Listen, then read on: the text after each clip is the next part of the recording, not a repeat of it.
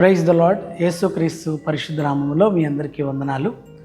Bible గ్రంథంలో యెహోవా కొరకు ఎదురుచూచువారు నూతన బలము పొందుతారు అని చెప్పినట్లుగా దేవుడు తన బిడ్డలైన వారు ఆయన దగ్గరికి రావాలని, ఆయన సన్నిధిలో ప్రార్థించాలని, ఆయన సన్నిధిలో కనిపెట్టుకోవాలని ఆయన ఎదురు చూస్తున్నారు. ఎవరైతే ఆయన సన్నిధిలో కనిపెడతారో ఖచ్చితంగా వారు నూతనమైన బలాన్ని పొందుకుంటారు. నూతనమైన కార్యాలు వారి జీవితాల్లో జరుగుతాయి.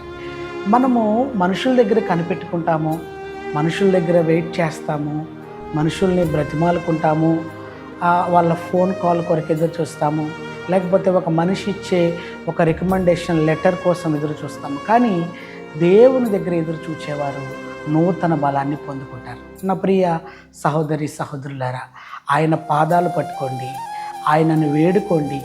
ఆయన చేసే వరకు, ఆయన ఇచ్చే వరకు, ఆయన బలం ఇచ్చే వరకు, ఆయన ఆరోగ్యం ఇచ్చే వరకు, ఆయన విడుదల ఇచ్చే వరకు, ఆయన ఆశీర్వదించే వరకు, ఆయన మన జీవితంలో కార్యము చేసే వరకు, ప్రభువా నేను ఎదురు చూస్తానయ్యా, నీవే చేయాలయ్యా, మీరు తప్ప ఎవరు చేయలేరు అని గనక ఆయన సన్నిధిలో మనము ఎదురు చూస్తే కనుక ఆ యొక్క నూతన బలాన్ని, నూతన కార్యాలను మన జీవితంలో పొందగలగలం.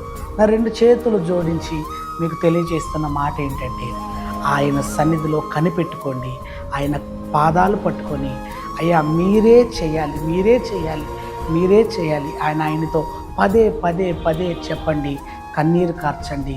దేవుడు మీ జీవితాల్లో కార్యం చేస్తాడు. దేవుడు మిమ్మలను నిండారుగా దీవించునుగాక. ఆమేన్.